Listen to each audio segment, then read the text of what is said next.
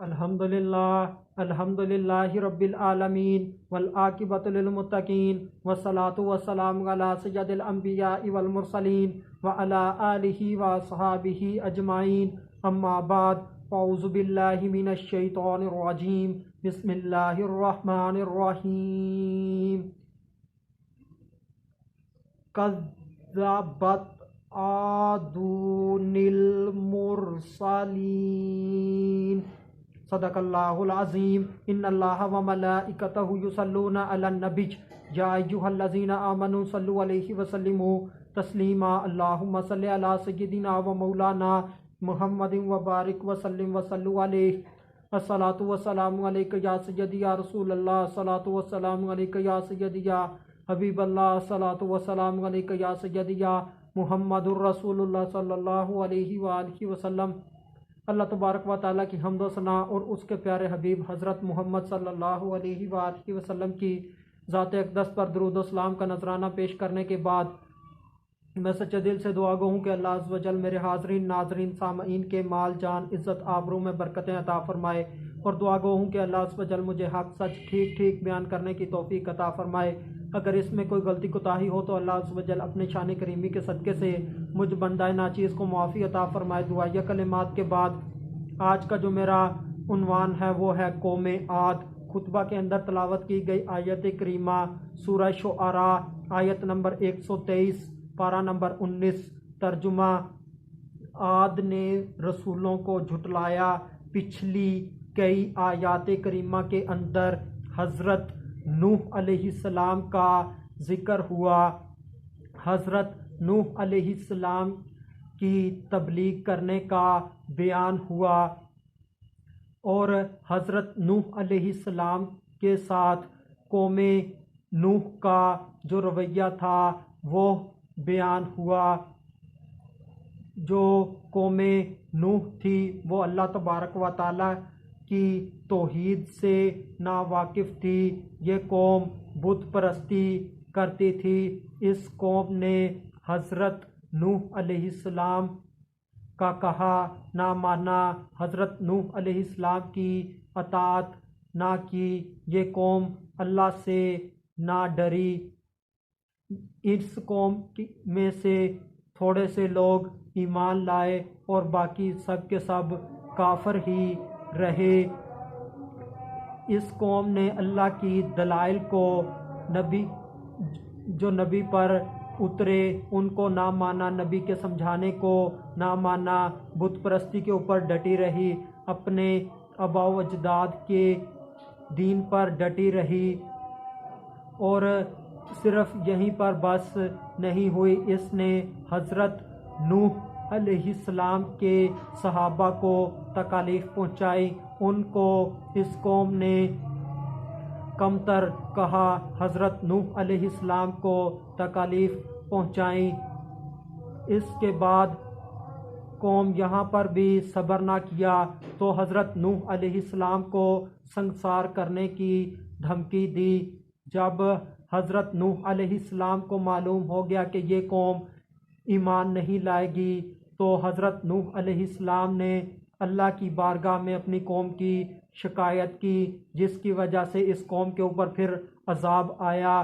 عذاب کی وجہ سے تمام کافر، تمام کے تمام جاندار غرق ہو گئے، ڈوب گئے، مر گئے، تباہ و برباد ہو گئے، اور بچے وہی جو حضرت نوح علیہ السلام کے ساتھ ان کی کشتی میں تھے، یعنی کہ حضرت نوح کے صحابہ اور زمین کے جانداروں کا ایک ایک جوڑا، یہ صرف بچے، باقی سارے تباہ ہو گئے۔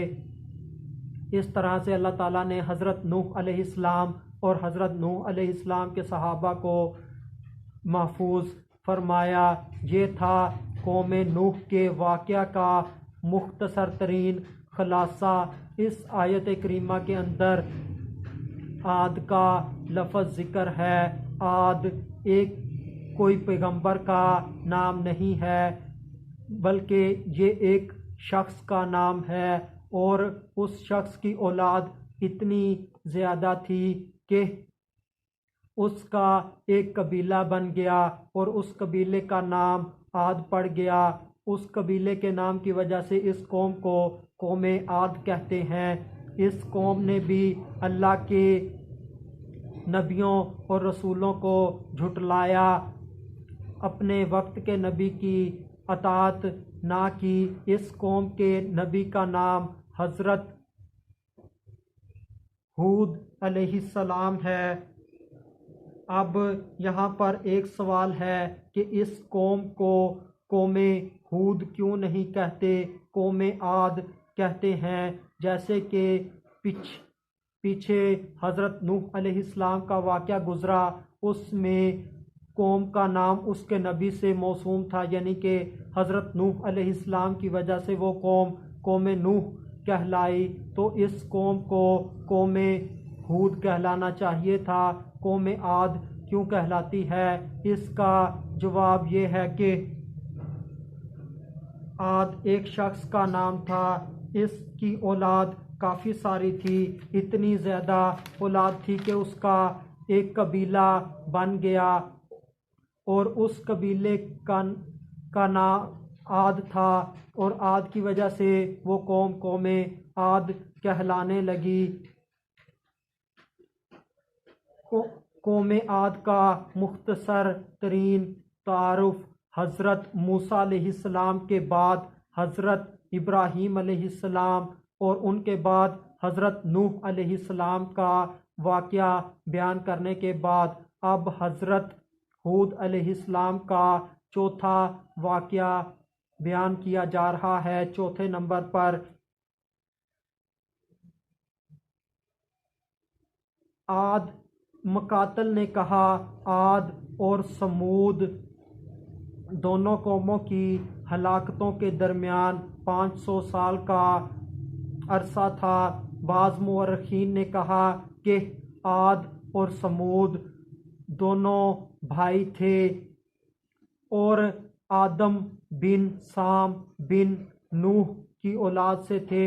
عاد اور اس کے بیٹوں کا مسکن یعنی کہ رہائش یمن کے اندر تھی، اور سمود اور اس کے بیٹوں کی رہائش حجاز اور شام کے درمیان ایک جگہ ہے وہاں پر تھی، اور ان سب کی زبان عربی تھی، عربی بولتے تھے۔ یہ سب ختم ہو گئے، ان کی اولاد بھی اب باقی نہیں ہے۔ حافظ اسماعیل بن عمر بن کثیر شافعی دمشقی رحمۃ اللہ تعالی علیہ لکھتے ہیں، حضرت ہود علیہ السلام کے قبیلے کا نام عاد بن اوس بن سام بن نوح تھا۔ یہ عرب تھے اور احقاف میں رہتے تھے۔ یہ پہاڑوں کے درمیان ریگستان ہے۔ یہ یمن میں عمان اور ایک جگہ کا نام جو کہ کتاب کے اندر درست طور پر نہیں لکھا گیا تھا، وہ بندہ نچیز نے وہ نام نہیں بتایا اور جگہ کا نام کے طور پر بتا دیا۔ عمان اور جگہ کے نام کے درمیان رہتے تھے۔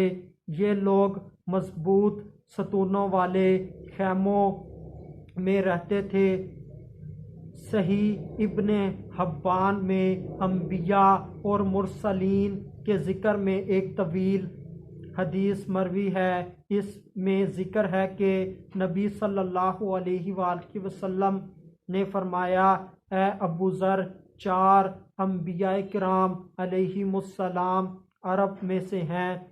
ان میں پہلے حضرت ہود علیہ السلام، دوسرے حضرت صالح علیہ السلام، تیسرے حضرت شعیب علیہ السلام، اور چوتھے تمہارا نبی یعنی کہ حضرت محمد صلی اللہ علیہ وآلہ وسلم۔ ایک قول کے مطابق حضرت ہود علیہ السلام وہ پہلے شخص ہیں جنہوں نے عربی میں کلام کیا۔ دوسرے قول کے مطابق حضرت ابراہیم علیہ السلام وہ پہلے شخص ہیں جنہوں نے عربی میں کلام کیا۔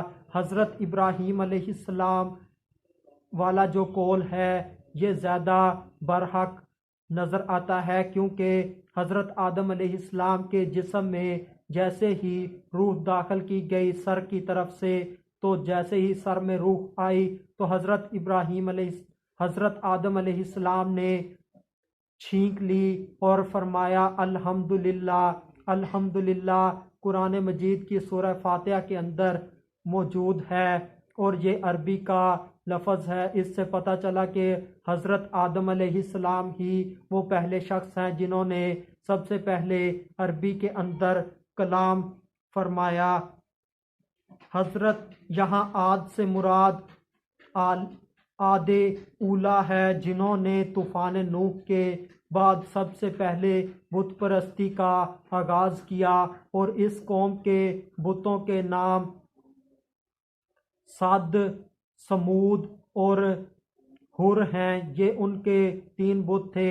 آخر میں اللہ تبارک و تعالیٰ سے دعا ہے کہ اللہ تبارک و تعالیٰ ہمیں ہر قسم کے کفر و شرک سے محفوظ رکھے، ہمارا ایمان ہمارا عقیدہ سلامت رکھے، اور جب ہم اس دنیا سے رخصت ہوں تو ہم کلمہ طیبہ پڑھتے ہوئے رخصت ہوں، اور اللہ تبارک و تعالی محض ہمیں اپنے شان کریمی سے بلا حساب بخش دے۔ وما علینا الا البلاغ المبین۔